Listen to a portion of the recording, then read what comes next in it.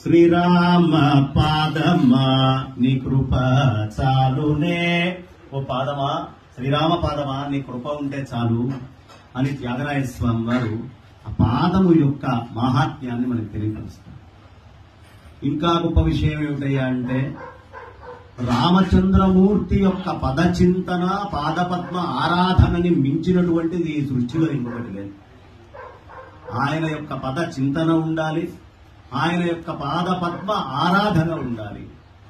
ఎందుకు అంటే, ఈ రామనామము శ్రీరామ శ్రీరామ శ్రీరామ అనేవాడు ఎవరయ్యా అంటే, ఈ సృష్టిని మొత్తాన్ని లయం చేసేటటువంటి పరమేశ్వరుడు తాను ధ్యానంలో కూర్చొని ఏమిటయ్యా ఆయన ధ్యానం చేసేది అంటే, నిరంతర రామనామ నిర్నిద్రుడు రుద్రుడు అని చెప్తారు. రామనామం తప్ప ఆయనకి ఇంకొకటి తెలియదు, ఇంకొక విషయాన్ని అంటుకోడు కూడా.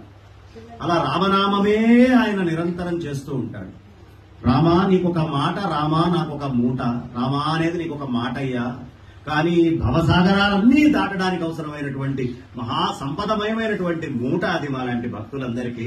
ఒక మాట కాదది అని రామచంద్రమూర్తి యొక్క ఆ రామనామము, రామపద ధ్యానము, రామ బాణము, రాముడి దగ్గర ఉన్న బాణానికి దానికే అంత విలువ ఉంటే ఎంత గొప్పదయ్యా అంటే, మొన్ననే నేను చిత్రకూట వెళ్ళాను.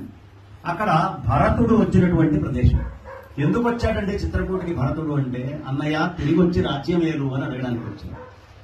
నేను రానురా, నేను ఒకసారి మాట అన్నాను అంటే రామచంద్రమూర్తి నుంచి వచ్చినటువంటి మాట అది ఒక శాసనంలాగా ఆచంద్ర పేరార్కం ఉండేదే గాని ఒకసారి వచ్చిన మాట వెనక్కి తీసుకోవడం అనేది రాముడికి తెలియదు అని చెబితే, సరే అన్నయ్య మరి మేము ఏమి తీసుకెళ్లగలము, మీ పాదుకల్ని మాకు ఇవ్వండి అని చెప్పారు.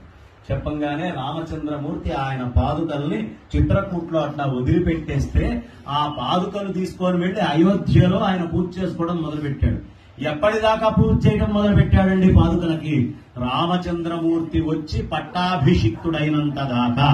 ఎప్పటిదాకా అయోధ్యలో రామచంద్రమూర్తి పట్టాభిషిక్తుడు కాడో అప్పటిదాకా ఈ రామ పాదుకలు తప్ప ఇంకొక దాన్ని దేన్ని మనం ఆశ్రయించాల్సినటువంటి అవసరం లేదు అని రూఢిగా చెప్పేట్టు, రామ రాజ్యము లేనప్పుడు రామ పాదుకలు రాజ్యాన్ని నేలాలి అని చెప్తారు.